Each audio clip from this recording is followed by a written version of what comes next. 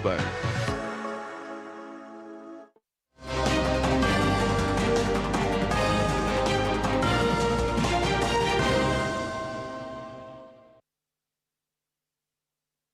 स्वागत है। मैं हूं चंद्रशेखर जोशी और आइए सबसे पहले देखते हैं इस वक्त की हेडलाइन।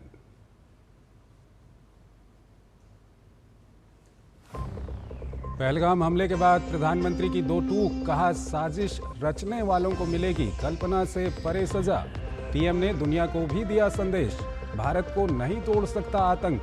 इजराइल के पीएम नेतन्याहू समेत कई नेताओं ने की पीएम मोदी से बात।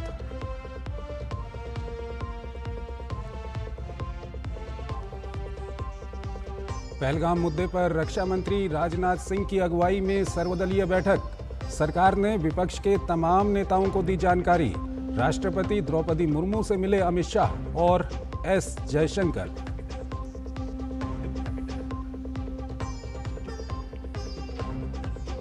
पहलगाम हमले के बाद पाकिस्तान के खिलाफ सरकार के कदम, पाकिस्तानी नागरिकों को वीजा जारी करने की सेवाएं तत्काल प्रभाव से निलंबित।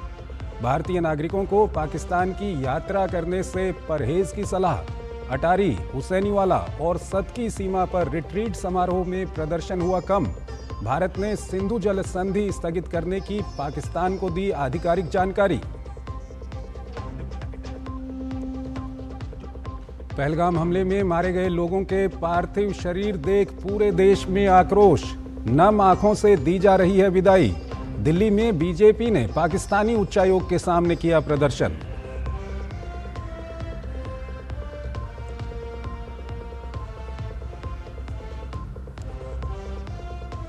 राष्ट्रीय पंचायती राज दिवस के मौके पर पीएम मोदी बिहार के मधुबनी से 3,480 करोड़ रुपए से अधिक के विकास कार्यों का शुभारंभ कर चुके हैं। कहा पंचायतों को सशक्त करने के लिए लगातार उठाए जा रहे हैं कदम।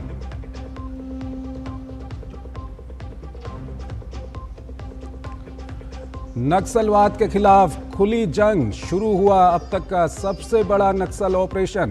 5,000 जवानों ने संभाला मोर्चा। छत्तीसगढ़ में सुरक्षा बलों ने 5 नक्सलियों को किया ढेर।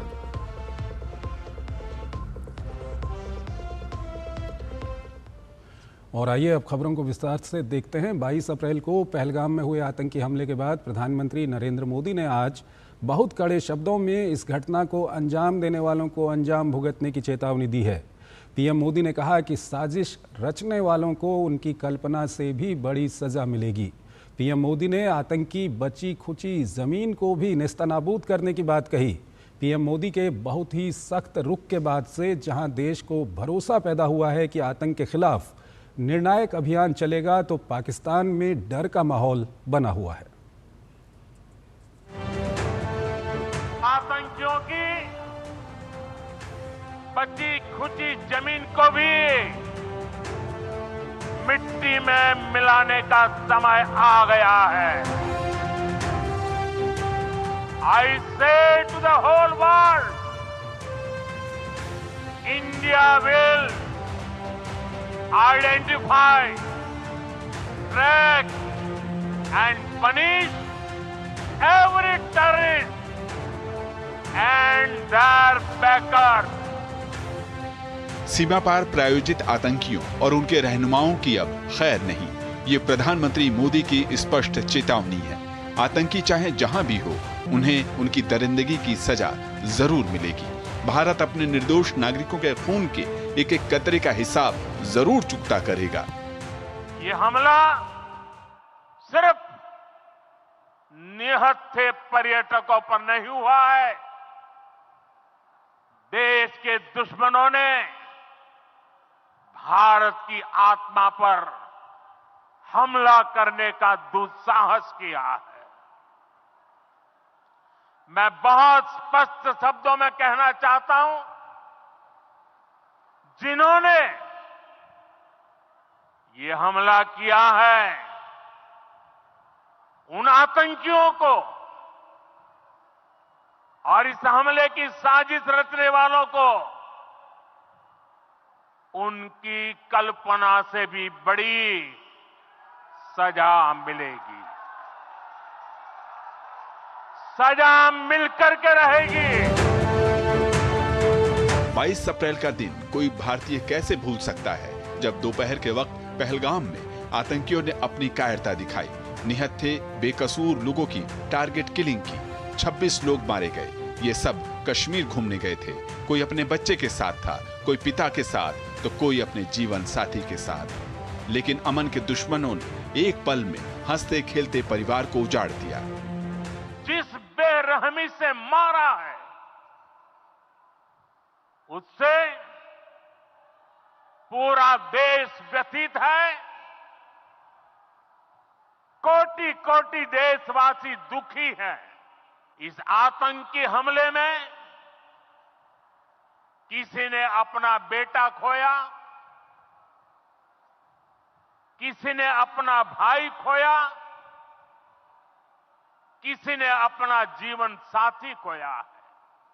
आज उन सभी की मृत्यु पर करगिल से कन्याकुमारी तक हमारा दुख एक जैसा है। देश का हर एक व्यक्ति दुखी है। पूरे देश में लोगों का गुस्सा साफ नजर आ रहा है। वे हर हाल में आतंकियों को नेस्तो नाबूद करने के लिए उमड़ रहे हैं। बिहार, मधुबनी, झंझारपुर से प्रधानमंत्रियों ने देशवासियों के साथ साथ दुनिया को भी दो टूक शब्दों में बता दिया कि भारत इंसानियत के दुश्मनों को उनके अंजाम तक पहुंचाकर ही दम लेगा। We will pursue them to the ends of the earth. India's spirit will never be broken by terrorism. Terrorism will not go unpunished. Every effort will be made to ensure that justice is done. The entire nation is firm in this resolve. Everyone who believes in humanity is with us. I thank the people of various countries and their leaders who have stood with us in these times. दहशतगर्दों ने भारत को छेड़कर बड़ी भूल की है। आतंकी शायद ये भूल गए थे कि ये नया भारत है। यहाँ आतंकियों और उनके सरपरस्तों को कीमत चुकानी ही होगी। मोदी सरकार फुल एक्शन में है और दुस्साहसियों पर ये एक्शन कहर बनकर टूटेगा। कुमार आलोक के साथ bureau report, DD news. Jammu Kashmir के पहलगाम में हुए आतंकी हमले के बाद भारत ने पाकिस्तान के साथ सिंधु जल संधि को स्थगित कर दिया है। भारत के जल शक्ति मंत्रालय ने पाकिस्तान को पत्र लिखकर इसकी जानकारी दी। मंत्रालय की सचिव देबाश्री मुखर्जी ने पत्र में कहा कि पाकिस्तान द्वारा जम्मू और कश्मीर को निशाना बनाकर लगातार सीमा पार आतंकवाद जारी है। भारत सरकार ने निर्णय लिया है कि सिंधु जल संधि 1960 को तत्काल प्रभाव से स्थगित किया जा रहा है। पत्र में सिंधु जल संधि 1960 में संशोधन की मांग की गई है। और जानकारी के लिए हमारे साथ जुड़ रहे हैं हमारे संवाददाता अखिलेश सुमन। अखिलेश, क्या कुछ अपडेट है आपके पास? देखिए, जो सिंधु जल पूर्ण क्लॉज ये था कि जरूरत के हिसाब से इस संधि में परिवर्तन किया जा सकता है। तो भारत सरकार ने कल विदेश मंत्री ने जो घोषणा की थी कि हम इस समझौते को एविडेंस भी डालते हैं, उसी से ये औपचारिक तौर पे बताया गया है कि हम पहले भी कई बार आपने जोर किया था कि इससे नया नेगोशिएशन किया जाए, लेकिन पाकिस्तान की सरकार तैयार नहीं थी। इसमें यह पत्र लिखकर उसे औपचारिक तौर पे बताया गया है कि देखिए, हमारे जनसंख्या में कई तरह के बदलाव आए हैं और उसके अलावा रिन्यूएबल एनर्जी पे हमारा जोर है, स्वच्छ ऊर्जा पे हम ज्यादा जोर दे रहे हैं और जल बंटवारे का जो मूल धारणा थी, जो मूल भावना थी कि हम चाहते थे कि एक दूसरे के प्रति एक सहानुभूति दिखाएं, वो धारणा लगता है कि खत्म हो रही। इसमें इसकी पुनर्समीक्षा जरूरी है, पुनर्विचार आवश्यक है। उसमें एक सीमा पार आतंकवाद का भी उल्लेख है। उन्होंने कहा है कि देखिए, सीमा पार आतंकवाद की वजह से भारत और पाकिस्तान के बीच के संबंधों में काफी बदलाव आया है और इसमें इस संधि को पुराने भावना के साथ जारी रखना संभव नहीं है। और एक तीसरा आया है कि तो भारत सरकार ने कई बार कहा था कि इन सारे चेंजेस के आलोक में हम लोग एक फिर से निगोशिएशन करें। इसके लिए पाकिस्तान सरकार कभी राजी नहीं हुई। इसलिए हम इस संधि को एक तरीके से कहें कि अगेंस्ट डालते हैं। अभी तक इससे कोई कार्रवाई नहीं होगी, इस संधि की भावना से कुछ भी नहीं होगा, तो उनको जानकारी दे दी है। अब भारत अपनी तरफ से या जो भी करेगी कि उस जल का किस तरीके से उपयोग करे। 3 जल जो है पाकिस्तान को एक्सक्लूसिव मिला हुआ था, उन 3 नदियों को भी किस तरीके से उस जल का उपयोग करे, यह भारत सरकार का एक्सक्लूसिव राइट होगा। जी शुक्रिया अखिलेश इन तमाम जानकारियों के लिए। और अब अगली खबर की ओर आपको लिए चलते हैं।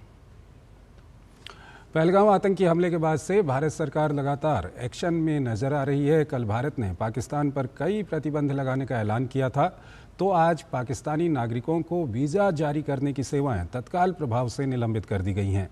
दिल्ली में तमाम देशों के राजदूतों को बुलाकर पहलगाम हमले की जानकारी दी गई, तो पंजाब के अटारी, हुसैनीवाला और सदकी सीमा पर रिट्रीट समारोह के दौरान औपचारिक प्रदर्शन को कम करने का फैसला लिया गया है।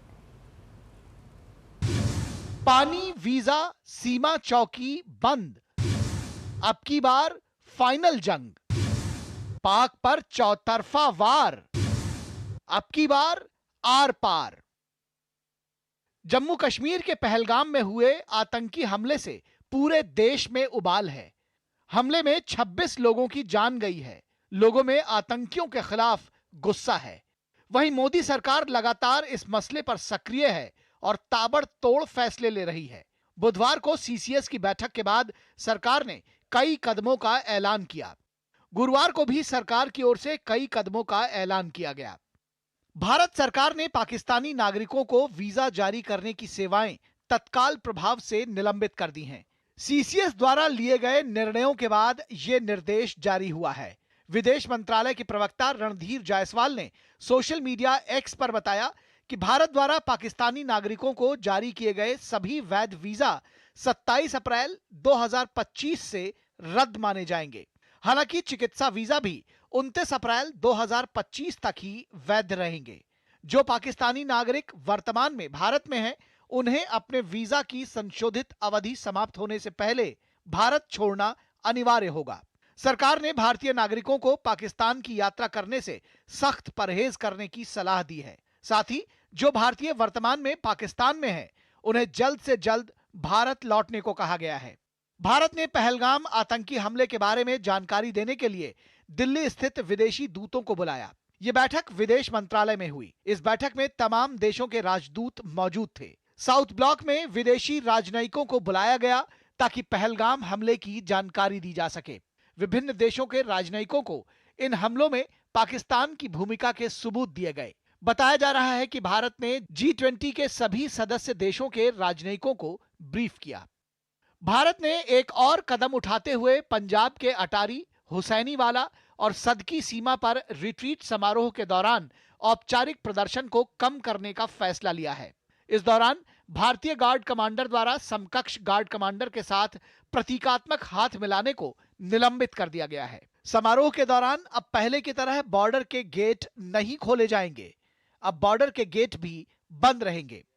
दरअसल बुधवार को सीसीएस की बैठक में भारत ने पंजाब में वाघा अटारी सीमा पर चेकपोस्ट बंद करने और सार्क वीजा छूट योजना को रद्द करने का फैसला किया, जिससे पाकिस्तानी नागरिकों के लिए प्रवेश के रास्ते बंद हो गए हैं। भारत ने 1960 की सिंधु जल संधि को तत्काल प्रभाव से निलंबित कर दिया है।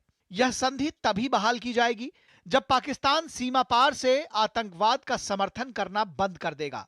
जानकारों के मुताबिक इससे पाकिस्तान को भारी मुश्किल हो सकती है। There are a series of dams that we have, at least on the Chenab River. How we can manipulate the river flows to punish Pakistan and manipulate the flow of water into Pakistan so that it proves really expensive for them, that you release the water when it's not required or when the crops are already destroyed, and you impound the water when the crops have to be watered. For the farmers, for the people, where about 80% to 90% of the irrigation and agriculture in Pakistan is dependent on the Indus River system.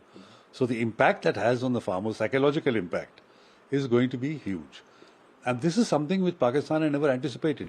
कुल मिलाकर पहलगाम हमले के बाद भारत सरकार action में है और तमाम कदम उठा रही है। जाहिर है इन कदमों से पाकिस्तान सदमे में है। Bureau report, DD news.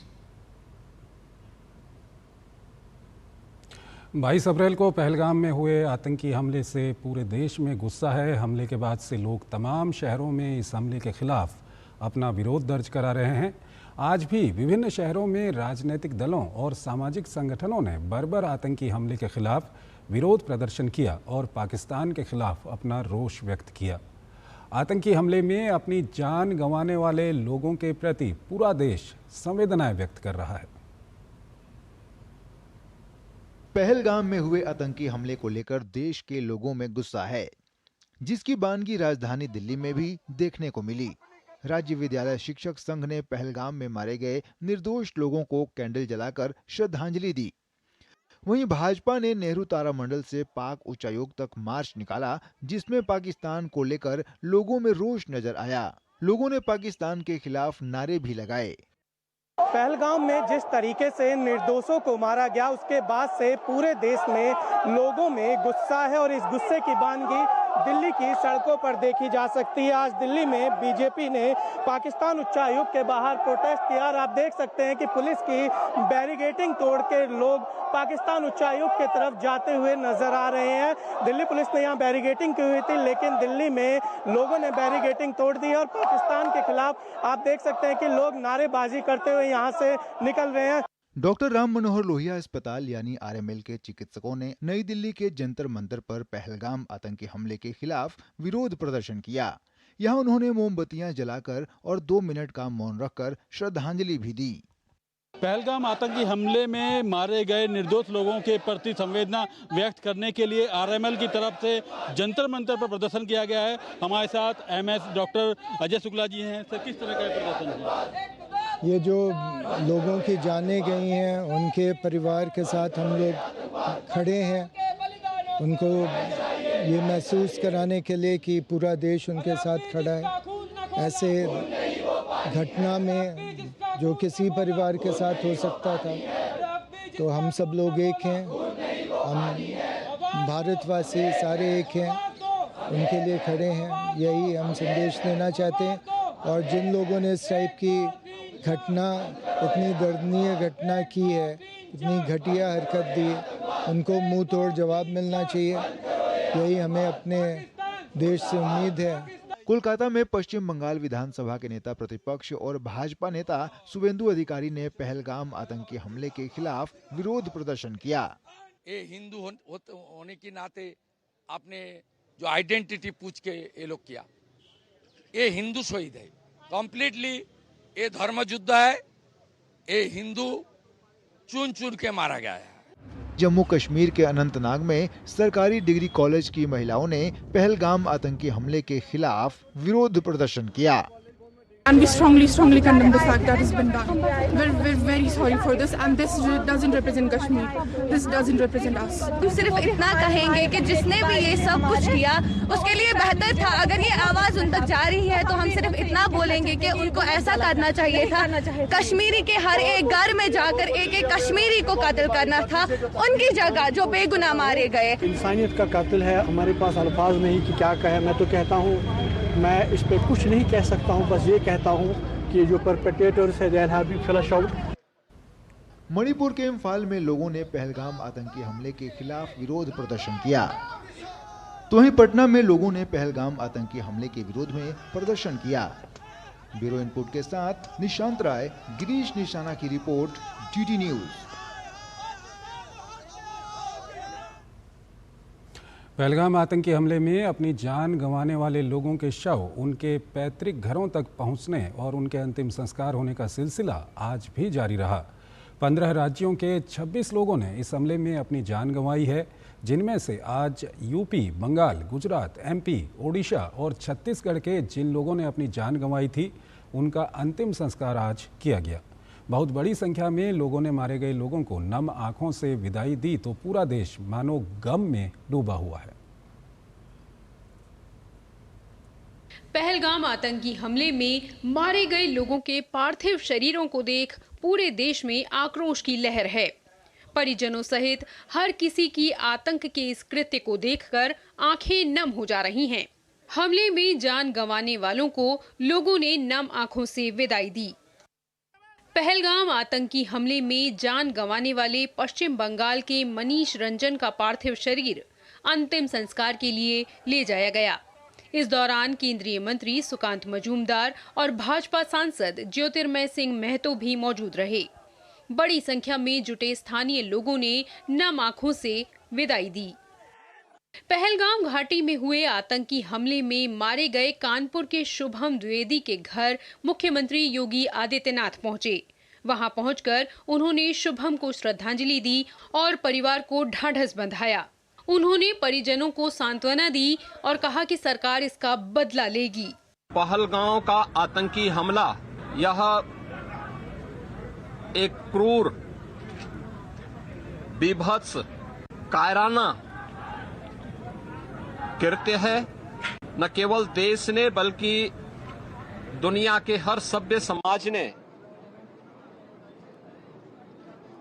इस घटना की निंदा की है।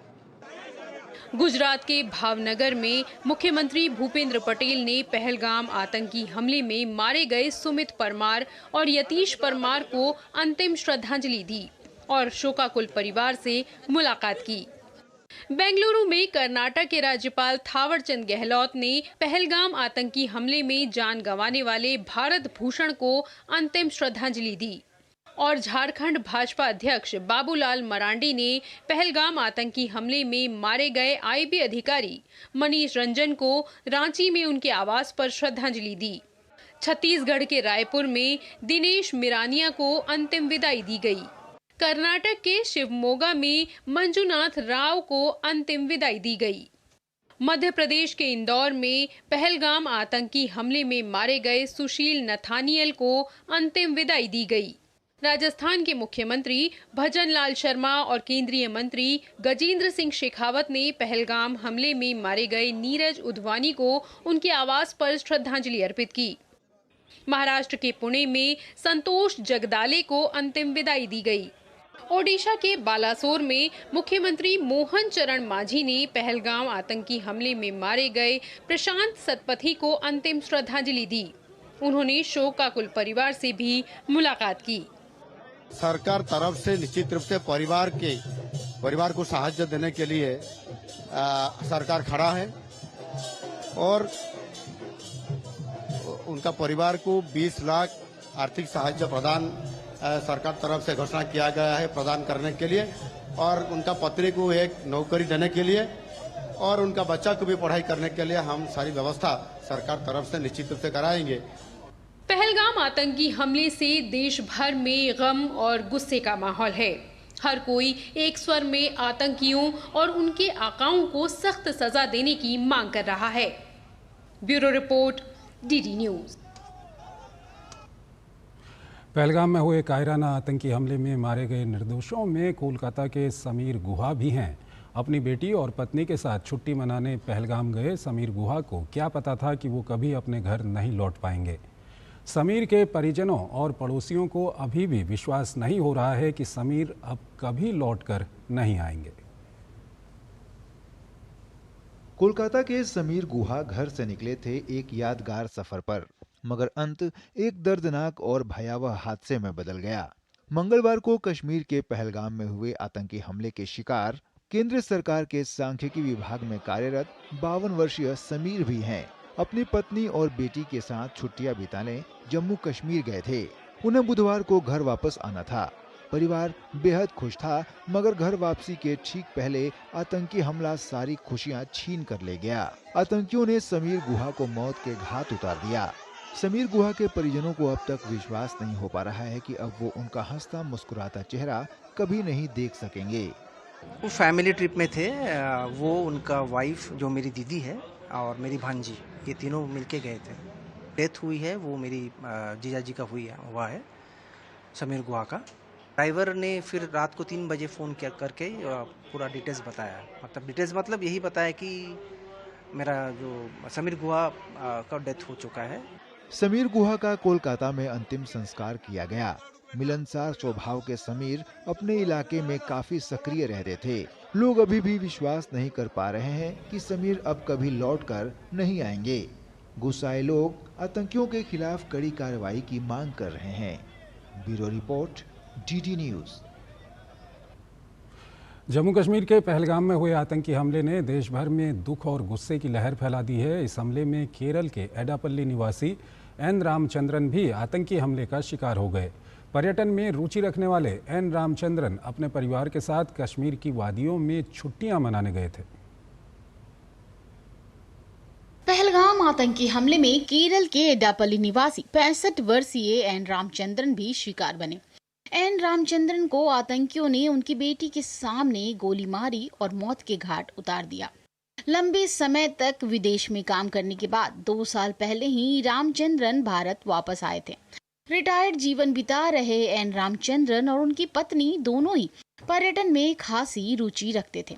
दुबई में रहने वाली उनकी बेटी भी अपने जुड़वा बच्चों के साथ छुट्टियों में अपने माता पिता के घर आई। सभी ने जम्मू कश्मीर घूमने का प्लान बनाया, लेकिन उन्हें क्या पता था कश्मीर का सुहाना सफर मातम में बदल जाएगा। രാമേന്ദ്രൻ ചേട്ടൻ ഞങ്ങൾക്ക് എല്ലാവർക്കും വേണ്ടപ്പെട്ട ഒരാളായിരുന്നു. ഞങ്ങളുടെ അയൽവാസിയാണ്. പക്ഷെ അദ്ദേഹം നല്ലൊരു മെമ്പറായിരുന്നു. പക്ഷെ അയാളുടെ ഈ ശനിയാഴ്ച വളരെ സന്തോഷമായിട്ട് അവർ കാശ്മീരിൽ പോയതാണ്. പക്ഷെ ഇങ്ങനെ ഒരു ദുഃഖവാർത്ത ഞങ്ങൾക്ക് എല്ലാവർക്കും ഭയങ്കര വേദനയുണ്ട്. ഞങ്ങൾ അവരുടെ കുടുംബങ്ങൾക്ക് വേണ്ടിയിട്ട് ഞങ്ങൾ പ്രാർത്ഥിക്കുന്നു. അവർക്ക് നല്ലത് വരട്ടെന്ന് ഞങ്ങൾ ആശ്വസിക്കുന്നു। एन रामचंद्रन की मौत से उनके परिजन और परिचित बेहद उदास हैं। परिजनों ने बताया कि रामचंद्रन परिवार के साथ पहलगाम में समय बिताने के लिए बेहद उत्साहित थे।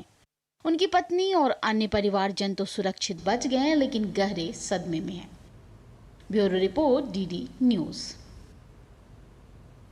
जम्मू कश्मीर के पहलगाम के बैसारन घाटी में 22 अप्रैल को हुए आतंकवादी हमले में टट्टू चलाने वाले सैयद आदिल हुसैन शाह की भी मौत हो गई।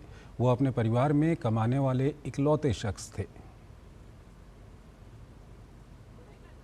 पहलगाम का आतंकी हमला एक कश्मीरी परिवार के इकलौते कमाने वाले को भी निगल गया। सैयद आदिल हुसैन शाह अपने घर में सबसे बड़ा और एकमात्र रोजी रोटी कमाने वाला था। 30 वर्षीय आदिल टट्टू चलाकर अपना परिवार पालता था। आतंकी हमले में उसकी मौत से पत्नी और 2 बच्चों सहित पूरा परिवार सदमे में डूब गया है। अटैकर्स थे जिन्होंने अटैक किया, उनको ये बोलने लगा कि ये अगर मतलब तुम इनको क्यों मार रहे हो, ये जो बेगुनाह लोग हैं, तुम बेगुनाह लोगों को क्यों मार रहे हो। उस वजह से फिर क्या है कि उन्होंने उसके सीने में 3 गोलियां मारी थी। हमारे परिवार की बहुत बुरी हालत बन गई थी। जैसे ही हमने अपने भाई के बारे में सुना तो हमें बहुत दुख हुआ। दिन का 300 रुपया कमा लेता था। क्या काम करता? यही घोड़े चलाता था, मजदूरी करता था। और ये एक बंदा था जिड़ा मेरे लिए कमा कांदा, और कौन था। क्या करूं हम, ए भी बूढ़ा, मैं भी बूढ़ी, ये बीमार था, इसको वही आशा दवा शवा आन का देना क्या करा। और कौन आनसी कौन देसी, ओ ये कमा कर दिन को 300 रात को चावल शावल आंदा से खेन दे क्या करा। बहुत फकर है उसकी शहादत पे। उसकी फकर के लिए मैं इस वक्त जिंदा हूँ। बताया जाता है कि उसने आतंकी हमले के समय बहादुरी दिखाते हुए आतंकियों से बंदूक छीनने की कोशिश की। इसी दौरान आतंकियों के हाथों उसकी मौत हो गई। Bureau report, DD news. Pahalgam आतंकी हमले से देश भर में गम और गुस्से का माहौल है। इस हमले के शिकार हुए लोगों के शव पैतृक गांव पहुंचने लगे हैं, जहां माहौल पूरी तरह गमगीन है। हर कोई एक स्वर में आतंकियों और उनके आकाओं को सख्त सजा देने की मांग कर रहा है। विरोध प्रदर्शन से लेकर कैंडल मार्च आयोजित कर लोग एकजुटता प्रदर्शित कर रहे हैं। पहलगाम की हमले में कई घरों के चिराग बुझ गए। पश्चिम बंगाल के झालदा के रहने वाले आईबी अधिकारी मनीष रंजन कभी रांची में रहकर पढ़ाई किया करते थे। वो भी आतंकियों के गोली के शिकार हो गए।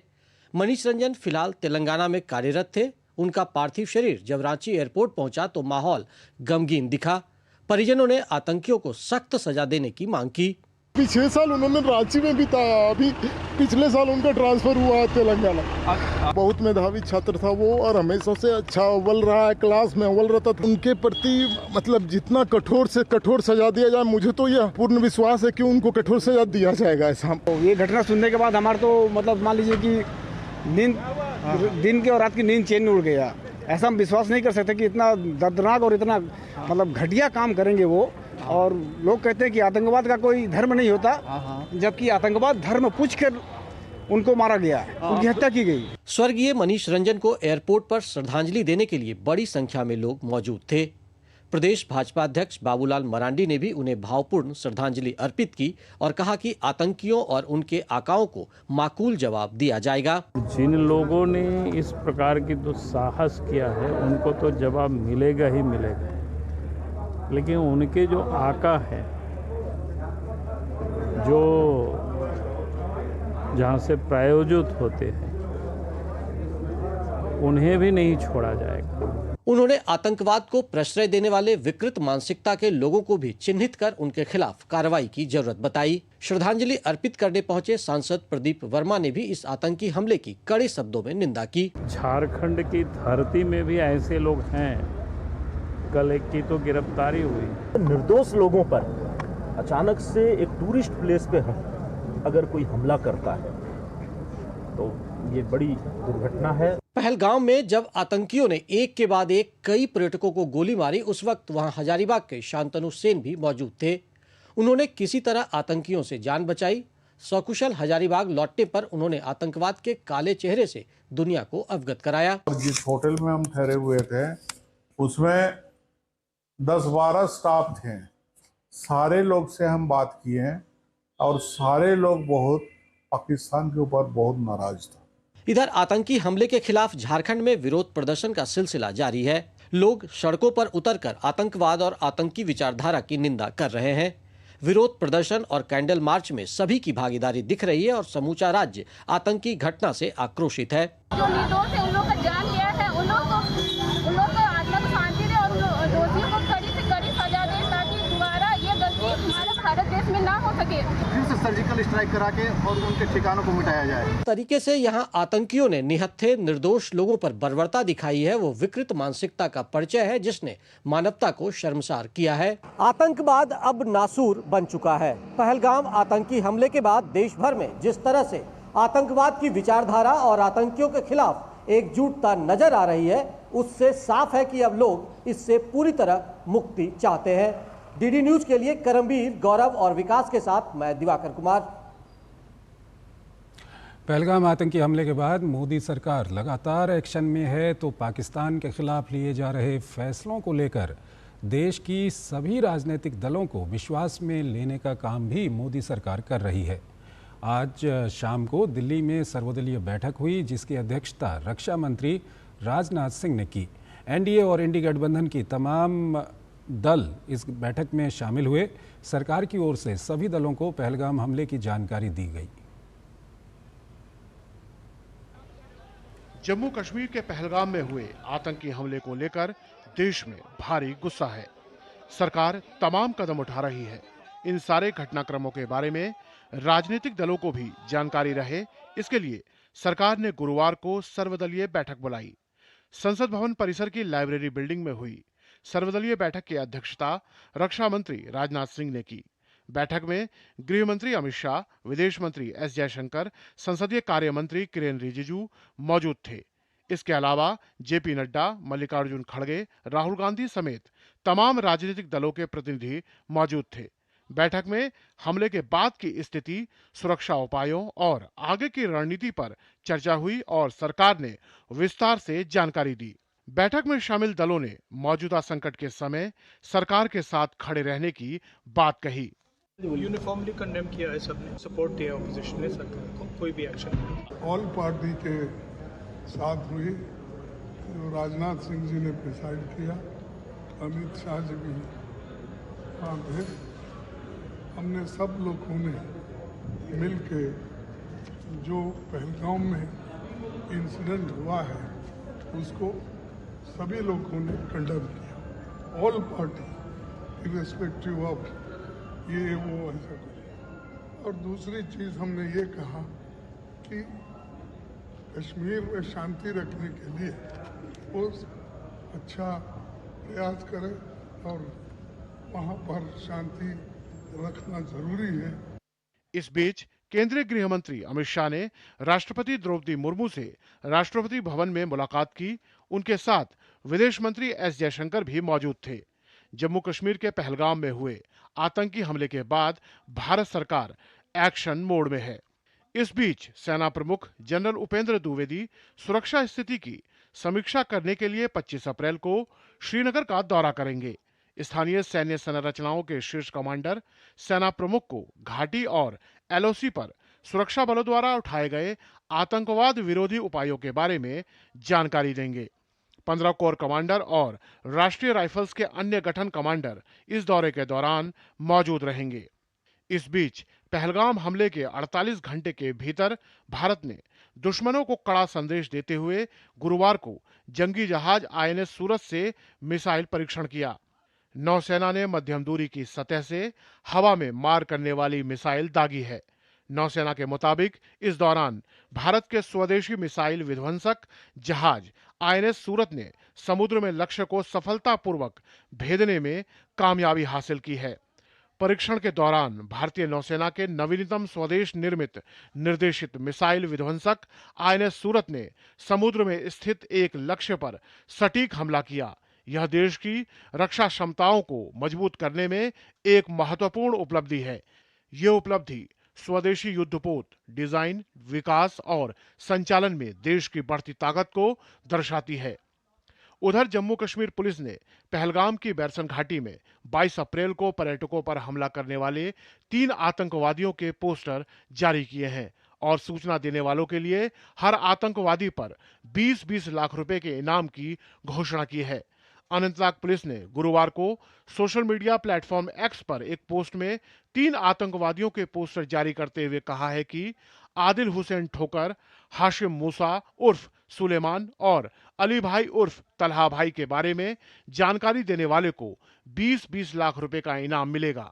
तीनों को लश्कर-ए तैयबा का आतंकवादी बताया गया है और सभी तीनों पर 20-20 लाख रुपए का अलग अलग इनाम रखा गया है। पुलिस ने आतंकवादियों के बारे में सूचना देने वाले की पहचान गोपनीय रखने का भी आश्वासन दिया है। Bureau report, DD news. Delhi में हुई सर्वदलीय बैठक के बाद केंद्रीय मंत्री किरण रिजिजू ने पहलगाम में हुए आतंकी हमले पर कहा कि ये बहुत दुखद घटना है। सभी राजनीतिक दलों ने अपने अपने विचारों को रखा और एक बात सामने आई कि देश को एकजुट होकर और एक आवाज़ में बोलना चाहिए। सभी पार्टियों ने कहा है कि वो सरकार के साथ हैं। ये एक घटना ने माहौल जो खराब किया उसको लेकर के सबने अपना चिंता जताया है। सब पॉलिटिकल पार्टी ने अपने अपने विचार को रखा और एक चीज़ सामने में आया कि देश को एकजुट और एक आवाज़ में खड़ा रह करके बोलना चाहिए और आतंकवाद के खिलाफ में एकजुट होकर के भारत को लड़ाई लड़ना चाहिए, ये सबने माना है। पहलगाम हमले को लेकर कश्मीर घाटी समेत पूरे देश में आक्रोश है। श्रीनगर में पर्यटन के केंद्र डल झील में पर्यटकों की आमद न के बराबर है, जिससे शिकारा संचालक, हाउस बोट मालिक समेत सभी व्यवसायी बेहद मायूस हैं। पर्यटन उद्योग से जुड़े हर एक व्यक्ति ने इस घटना की निंदा की है। क्या कहना है डल झील के शिकारा संचालकों और सामाजिक संगठनों का? बातचीत की डीडी न्यूज संवाददाता अश्विनी मिश्रा ने। विश्व प्रसिद्ध डल झील के किनारे हम हैं। नेहरू पार्क स्थित ये शिकारा यूनियन का यहाँ पे दफ्तर है। आमतौर पर सैलानियों से खचाखच ये भरा रहता था पूरा का पूरा क्षेत्र, क्योंकि सबसे बड़ा आकर्षण डल में बोटिंग का होता था। आज क्या लोगों के उद्गार हैं? हमारे साथ शिकारा यूनियन से संबंधित, शिकारा समाज से जुड़े हुए लोग हैं। दादा, ये जो पूरा का पूरा अटैक हुआ पहलगाम में, लोग खून के आंसू रो रहे हैं क्योंकि लहूलुहान हुए लोग। ये वही बात है, खून का आंसू रहना ही चाहिए, क्योंकि यह टूरिस्ट लोग घूमने आया था। इसके पास कलाशनकोफ नहीं है, इसके पास बंदूक नहीं है। ये यहाँ पैसा फेंकने के लिए आया, कश्मीर में घूमने आया था। ये जान है, ये हमारा टूरिस्ट हमारा बिल्कुल जान है, अपना कलेजा है, इसलिए हमको बहुत दुख है। क्या मनोभाव है और क्या कुछ उन लोगों के लिए आप कहेंगे जिन्होंने इस कायराना हमले को अंजाम देके इस वादी कश्मीर को खून से लाल किया है निर्दोष लोगों से? देखिए, जो पहलगाम हमला है, लोगों को, जो टूरिस्ट को डिस्करेज करने के लिए, और मैं कहता हूँ कि कश्मीर धरती का स्वर्ग था, स्वर्ग है और स्वर्ग ही रहेगा। ऐसे आतंकी हमले हम 140 करोड़ भारतीयों को डिस्करेज करने वाले नहीं है। आज Aryans group of colleges Chandigarh के, जम्मू कश्मीर के स्टूडेंट सारे आए हुए हैं चंडीगढ़ से स्पेशल। हम हमले के बाद मैं यहाँ पर पहुँचा हूँ और हमने यहाँ पर शिकारा रैली करी है उन डिपार्टेड सोल्स को श्रद्धांजलि देने के लिए। और उन परिवारों के साथ हम अकेला आर्यंस नहीं बल्कि पूरा कश्मीर का एक एक सिटीज़न आज रो रहा है इस हमले पे, क्योंकि टूरिस्ट पे हमला हुआ और इनोसेंट लोगों पे हमला हुआ है। और अकेला कश्मीर नहीं बल्कि पूरा भारत, पूरा विश्व आज उन परिवारों के साथ है। लाल चौक पर बहुत सारे सामाजिक संगठन लोग वहाँ पर पहुँच रहे हैं, इस चीज़ की कड़ी भर्त्सना कर रहे हैं। युवा कितना आक्रोशित है, क्योंकि ये कहीं ना कहीं हिंदुस्तान के ताने बाने पर, कश्मीर की रवायत पर, सब पर हमला है। सर देखा जाए तो जिनको भी शहीद किया गया, फर्स्ट ऑफ ऑल वो इंसान है जिसने ये किया है, चाहे वो टेररिस्ट है तो वो दरिंदा ही एक जिसने ये किया है। यहाँ के कश्मीर के हर एक गांव से, हर एक डिस्ट्रिक्ट से, हर एक सिटी से सारे लोगों के आंखों में आंसू आ गए जैसे जब ये हालात हुए। और हर एक कश्मीर का, चाहे वो छोटा सा बच्चा है, चाहे बुज़ुर्ग है, चाहे जवान है, वो टूरिस्टों के साथ है और हमेशा उनके साथ रहेंगे। और मैं मैसेज ये देना चाहता हूँ, डरने की कोई ज़रूरत नहीं है। सरकार पूरी तरह प्रतिबद्ध है जम्मू कश्मीर से आतंकवाद के समूल सफाई के लिए। और जम्मू कश्मीर की आवाम ये चाहती है कि देश के विकास की मुख्यधारा में जिस तरीके से 2019 के बाद जम्मू कश्मीर शामिल हुआ है, उसको और गति मिले, जम्मू कश्मीर और प्रगति करे। कैमरा पर्सन पीयूष वर्मन के साथ अश्विनी कुमार मिश्र, डीडी न्यूज़, डल लेक, श्रीनगर। पहलगाम आतंकी हमले को लेकर इजराइल के प्रधानमंत्री बेंयामिन नेतन्याहू ने प्रधानमंत्री नरेंद्र मोदी से फ़ोन पर बात की। उन्होंने आतंकी हमले की कड़ी निंदा की। उन्होंने भारत के लोगों और पीड़ितों के परिवारों के साथ एकजुटता व्यक्त की। प्रधानमंत्री मोदी ने पीएम नेतन्याहू के साथ सीमा पार से हुए आतंकी हमले की जानकारी साझा की। पीएम मोदी आतंकियों और उनके समर्थकों को न्याय के कटघरे में लाने के लिए भारत के दृढ़ संकल्प को उन्होंने दोहराया।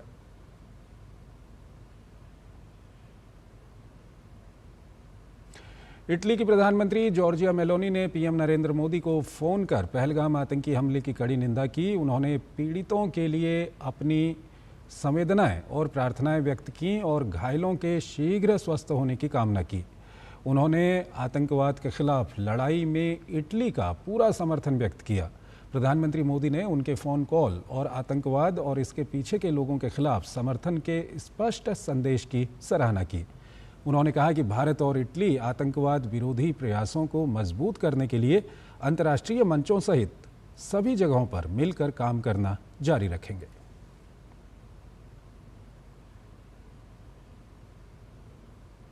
फ्रांस के राष्ट्रपति इमैनुअल मैक्रों ने प्रधानमंत्री नरेंद्र मोदी को फ़ोन कर जम्मू कश्मीर में हुए जघन्य आतंकी हमले में निर्दोष लोगों की नृशंस हत्या पर अपनी संवेदना व्यक्त की।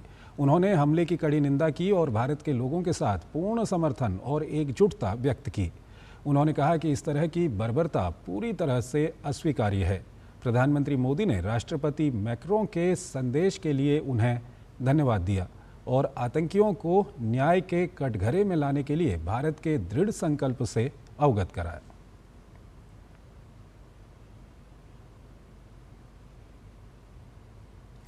जम्मू कश्मीर के पहलगाम में हिंदुओं को निशाना बनाकर किए गए आतंकी हमले पर न्यूयॉर्क टाइम्स की कवरेज ने एक बार फिर सवाल खड़े कर दिए हैं। इस बीच अमेरिकी संसद की house foreign affairs committee majority ने न्यूयॉर्क टाइम्स को आड़े हाथों लिया है। कमेटी ने एक्स पर लिखा कि न्यूयॉर्क टाइम्स ने पहलगाम में हुए हमले को आतंकी हमला कहने के बजाय मिलिटेंट्स यानी उग्रवादियों द्वारा हमला बताया, जो पूरी तरह गलत है। House foreign affairs committee majority ने साफ कहा कि आतंकवाद को लेकर न्यूयॉर्क टाइम्स हकीकत से कोसों दूर है। कमेटी ने न्यूयॉर्क टाइम्स की हेडलाइन को ठीक करते हुए लिखा, ये साफ साफ आतंकी हमला था।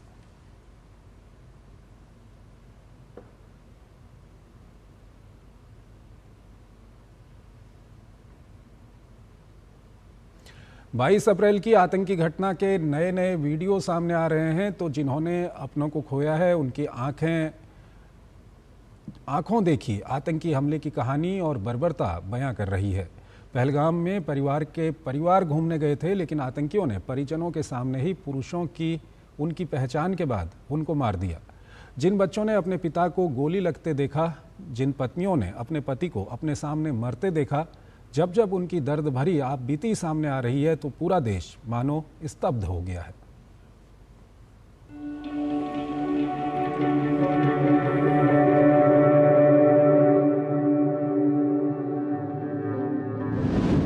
साल के मासूम की जुबान पहलगाम हमले की कहानी। मासूम ने देखा हमला, अब मांग रहा है बदला।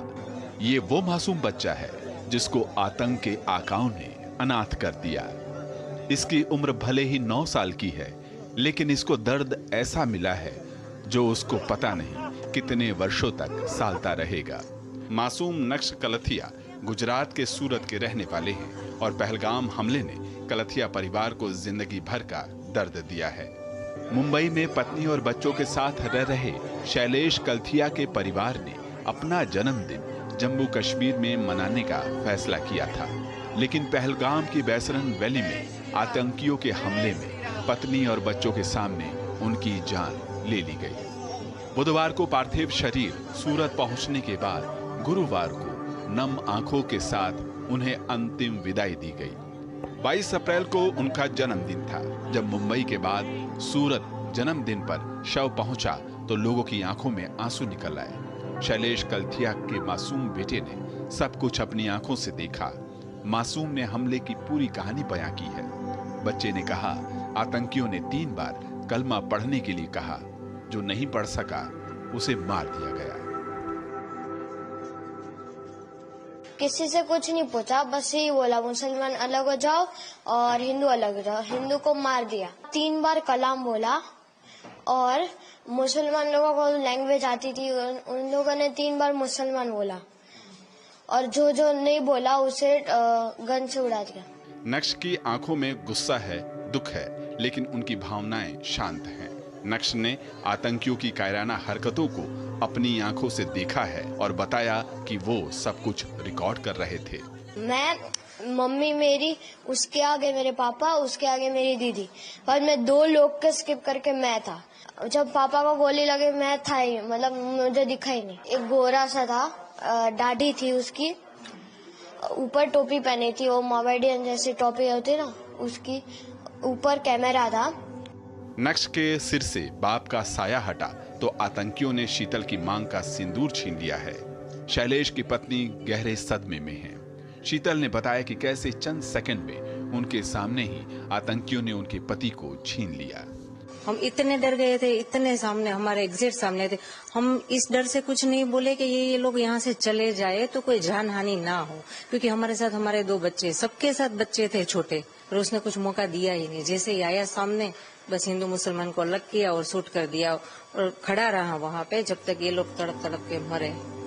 शैलेश कलथिया के लिए पारिवारिक छुट्टी दुखद बन गई। उन्हें 44वें जन्मदिन से ठीक 1 दिन पहले कश्मीर के पहलगाम में आतंकियों ने गोली मार दी। मुंबई के कांदिवली में एक बैंक के बीमा प्रभाग के कर्मचारी कलथिया अपनी पत्नी शीतल, बेटी नीति और बेटे नक्श के साथ छुट्टी पर थे, लेकिन जन्मदिन की ये छुट्टी उनके लिए आखिरी छुट्टी बन जाएगी, ये किसी ने सोचा भी नहीं था। Bureau report, DD news. Pahalgam आतंकी हमले के बाद कश्मीर में फंसे महाराष्ट्र के पर्यटकों को स्पेशल फ्लाइट से मुंबई लाया गया। राज्य सरकार ने कश्मीर से 183 पर्यटकों को वापस लाने के लिए गुरुवार को विशेष उड़ानों की व्यवस्था की। पर्यटक घर वापस लौटने के बाद राहत की सांस ले रहे हैं। लोगों का कहना है कि आतंकी हमले के बाद लोग सुरक्षित महसूस नहीं कर रहे थे। लोगों ने स्पेशल फ्लाइट्स के लिए सरकार के प्रति आभार जताया है। हम लोग वेकेशन के लिए बस गए थे और बस ये इंसिडेंट हुआ और हम वहाँ से निकल गए। अभी 19th को गए थे, वैसे हमें संडे 27th को आना था, बट हम आज आ गए। लोग गवर्नमेंट्स काफ़ी सपोर्ट कर रहे हैं सबको, तो सबको जिसको जैसा मिल रहा है सब वापस आ रहे हैं, बट सब वही टेंशन में कब जल्दी घर पहुँचे। वहाँ पे ऐसा है कि हम लोग बाहर निकल रहे थे ना, तो people we are looking each other with a suspicious eye, जो एकदम ऐसा फील होता है, जो डर वाला चीज़ होता है ना कि इधर ही विल डू समथिंग और द पर्सन विल डू। सबसे अच्छी बात था फ्लाइट रीशेड्यूल कर दिया, वो भी free of cost. That was the biggest help they have done. Pahalgam तो खाली हो गया, अभी कुछ थोड़े रुके हैं जो उनको रुकना है, जिनको फ्लाइट नहीं मिले उन लोग रुके हैं। हमें पता चल गया है कि हमारे सरकार से लोग आए हुए हैं और they are helping us. First instance I book my ticket and I am coming to Mumbai. राष्ट्रीय पंचायती राज दिवस के अवसर पर बिहार के मधुबनी में आयोजित कार्यक्रम में प्रधानमंत्री नरेंद्र मोदी ने शिरकत की। उन्होंने उत्कृष्ट प्रदर्शन करने वाली पंचायतों को राष्ट्रीय पंचायत पुरस्कार से सम्मानित किया और कहा कि बीते दशक में पंचायतों को सशक्त करने के लिए कई महत्वपूर्ण कदम उठाए गए हैं। बिहार के मधुबनी में राष्ट्रीय पंचायती राज दिवस के अवसर पर आयोजित कार्यक्रम में प्रधानमंत्री नरेंद्र मोदी ने हिस्सा लिया। उन्होंने इस अवसर पर सर्वश्रेष्ठ प्रदर्शन करने वाली पंचायतों को मान्यता देने और प्रोत्साहित करने के लिए राष्ट्रीय पंचायत पुरस्कार प्रदान किए। उन्होंने इस मौके पर कहा कि बीते एक दशक में पंचायतों को सशक्त करने के लिए एक से बढ़कर एक कदम उठाए गए हैं। आजादी के अनेक दशकों बाद जहां देश को संसद की नई इमारत मिली, वहीं देश में 30,000 नए पंचायत भवन भी बनाए गए। पंचायतों को पर्याप्त फंड मिले, ये भी सरकार की प्राथमिकता रही है। बीते 10 साल में 2 लाख करोड़ रुपए से ज्यादा का फंड पंचायतों को मिला है। ये सारा पैसा गांव के विकास में लगा है।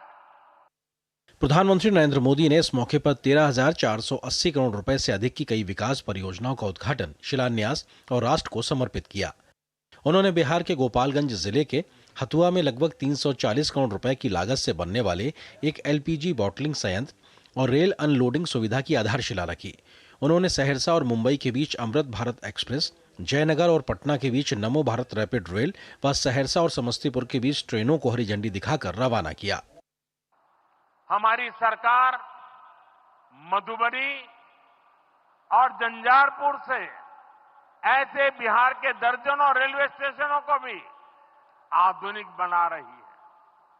दरभंगा एयरपोर्ट से मिथिला की बिहार की एयर कनेक्टिविटी बेहतर हुई है।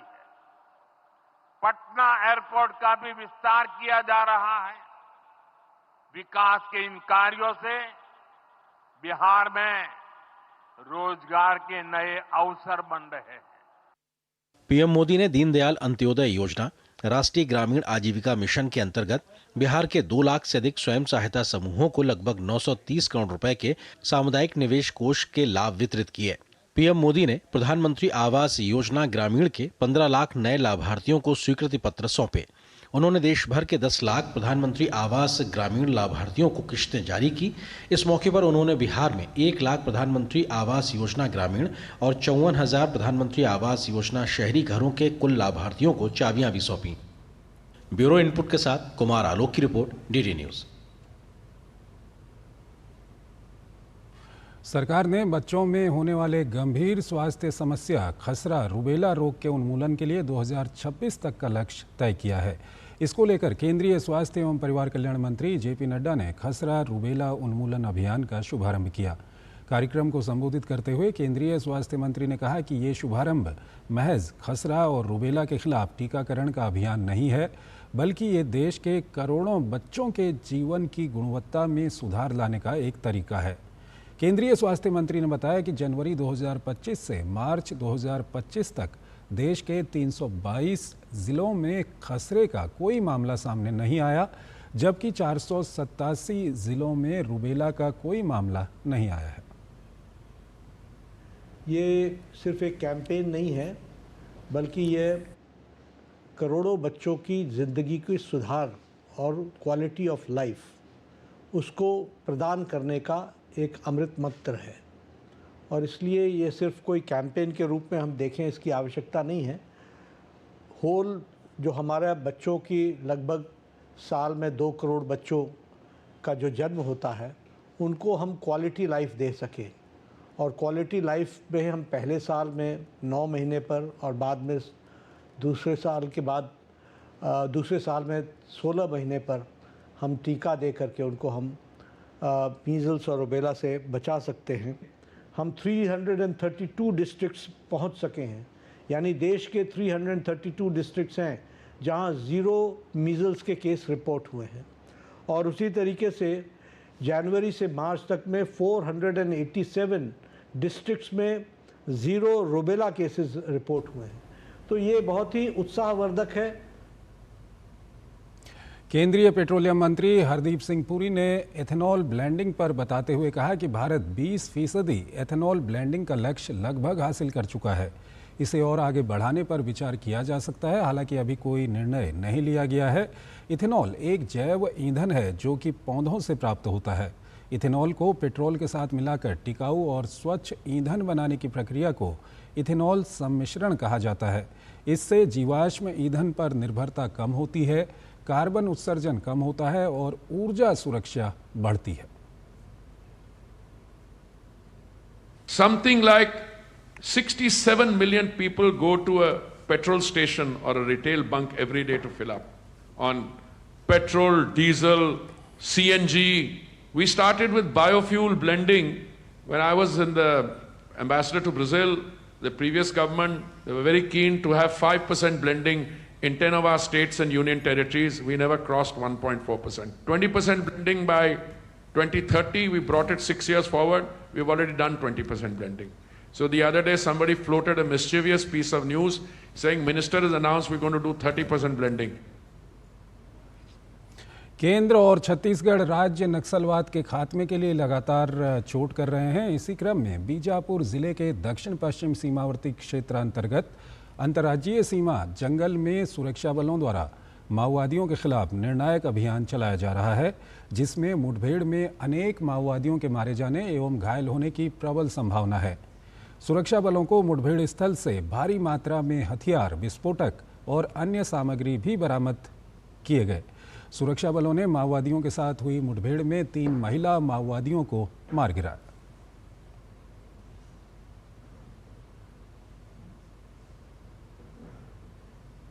इस्कॉन बेंगलुरु 2025 में अपने 25 वर्ष पूरे करेगा। इस अवसर पर हमारी संवाददाता दीपिका ने अक्षय पात्र फाउंडेशन के राष्ट्रीय अध्यक्ष और दुनिया के सबसे ऊंचे मंदिर चंद्रोदय मंदिर के उपाध्यक्ष से विशेष बातचीत की। उन्होंने चंद्रोदय मंदिर के महत्व और अक्षय पात्र फाउंडेशन की अगली उपलब्धि के बारे में बात की, जो सभी के लिए भोजन सुनिश्चित करने के लिए केंद्र सरकार के साथ मिलकर काम कर रहा है। इस्कॉन और स्पेशली जब हम बात करें अक्षय पात्र फाउंडेशन की, तो पूरे दुनिया भर में जाना जाता है वो अपनी चैरिटी के लिए, और स्पेशली जब हम उनके मेगा मील की बात करें। फिलहाल हमारे साथ मौजूद हैं भारत अर्शबा दास, जो कि नेशनल प्रेसिडेंट है अक्षय पात्र फाउंडेशन के और सीनियर वाइस प्रेसिडेंट है चंद्रोदय मंदिर वृंदावन के, जो पूरे दुनिया का सबसे टॉलेस्ट मंदिर बनने जा रहा है। डीडी न्यूज से खास बातचीत करने के लिए आपका बहुत धन्यवाद। पूरे विश्व का सबसे टॉलेस्ट मंदिर बनने जा रहा है वृंदावन में, और काफ़ी तैयारियां उसकी हो चुकी हैं। एक फाइनल इनॉग्रेशन होना है। किस तरीके से देख रहे हैं और क्या एम रहा है इस मंदिर? 700 फुट का मंदिर होगा, ऊंचाई होगा उसका, और ये देखेंगे तो फुटप्रिंट, मंदिर का फुटप्रिंट ही 5.5 एकड़ का है। और उसका आसपास हमने वृंदावन का जो 12 वन है, द्वादश वन है, उसका एक मॉडल भी बना रहे, प्रतिरूप जैसे बनाएंगे। और जो लोग आएंगे वृंदावन में, तो बहुत वक्त आते ही है, उनको एक हमारा कृष्ण के बारे में थ्रू एंटरटेनमेंट, थ्रू स्पिरिचुअलाइज्ड जो थीम पार्क के थ्रू हम करना चाहते हैं। हमें कुछ अक्षय पात्र फाउंडेशन के बारे में भी बताइए। हमेशा एक नया माइलस्टोन क्रिएट करती है, अचीव करती है अक्षय पात्र फाउंडेशन। क्या खास है इस बार? अभी पूरा भारत में 23 लाख बच्चों को हर दिन खाना जा रहा है। इसमें government, central government, state government का साझेदारी के साथ एक चल रहा है, एक पार्टनरशिप है, एक पब्लिक प्राइवेट पार्टनरशिप का एक मॉडल है। तो एक मेन थिंग है कि 25th ईयर हो रहा है। अभी 2000 में शुरू हुआ था इधर बेंगलुरु में, अभी 25th ईयर होगा अक्षय पात्र का, 2025 नवंबर में होगा। तो हम प्लान कर रहे हैं कि ये भूख मिटाने का, एक हंगर और मैलन्यूट्रिशन का एक एक्चुअली एक बहुत बड़ा एक विशेष साइकिल है वो, क्योंकि एक अंडर प्रिविलेज्ड सेक्शन में यही होता है कि उनको अच्छे तरह से खाना मिले तो एक पॉवर्टी का साइकिल में बाहर आ सकते हैं, एजुकेशन मिले उनको। तो अक्षय पात्र का यही है कि अनलिमिटेड फूड फॉर एजुकेशन, क्योंकि हर बच्चा जो है भारत में जो है वो भूख की वजह से अपना शिक्षा से वंचित ना हो। तो उसी एक हमारा विजन को लेकर, विजन तो है कि कोई बच्चा इधर भारत में भूख की वजह से अपना एक शिक्षण ना छोड़े। तो उसी विजन को हम आगे बढ़ाएंगे। तो इस बुलेटिन में फिलहाल इतना ही। आप बने रहिए डीडी न्यूज़ के साथ। नमस्कार।